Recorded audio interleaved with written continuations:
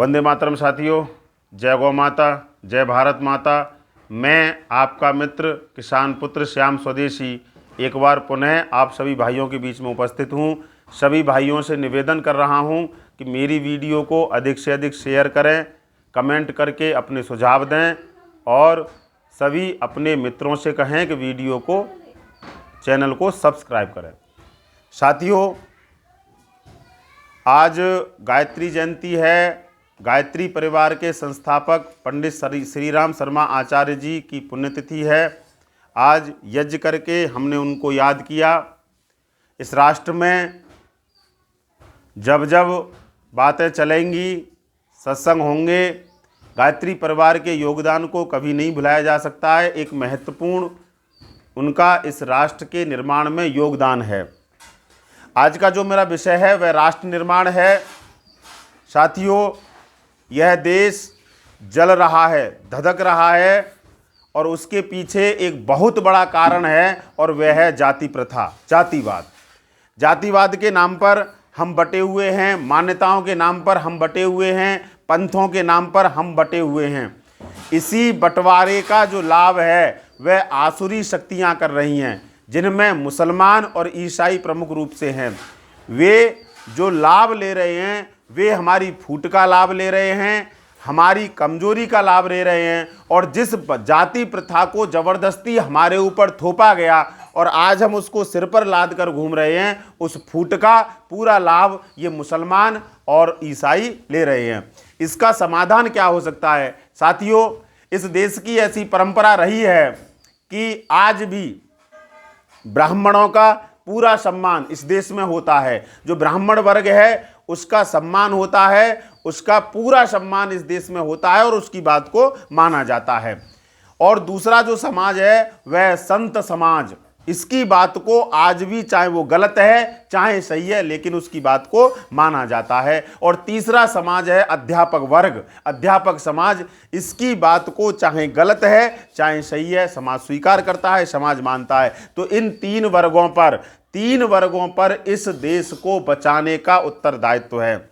यदि ब्राह्मण समाज इस जाति प्रथा का विरोध करके और सभी भाइयों के बीच में, सभी जातियों के लोगों में बैठे उठे प्रेम करे, स्नेह करे, रोटी बेटी का संबंध बनाए, तो मैं इस बात को दावे के साथ कह सकता हूं कि जब ब्राह्मण इस काम को करेगा तो ब्राह्मण के जो अनुयायी हैं वो अवश्य उनका अनुसरण करेंगे और यह देश एक दिशा में चलना शुरू हो जाएगा। वही काम संत महात्माओं को करना है। संत महात्मा यदि इस जाति प्रथा को तोड़ने का शुभारंभ कर दें, उनके साथ बैठें, गुण के आधार पर विवाह होने शुरू हो जाएं, गुण के आधार पर प्रेम करना शुरू हो जाए, उनके पास बैठें, उनसे प्रेम करें, उनके यहाँ हवन कथा यज्ञ सत्संग करना शुरू कर दें, तो वे बिल्कुल लौट कर आ जाएंगे और आसुरी शक्तियाँ हमारा विरोध नहीं कर पाएंगी। तीसरा जो वर्ग है अध्यापक वर्ग, लगभग इस भारतवर्ष की 70 से 80% जनसंख्या विद्यालय से जुड़ी होती है, अभिभावक के रूप में, छात्र के रूप में या अध्यापक के रूप में।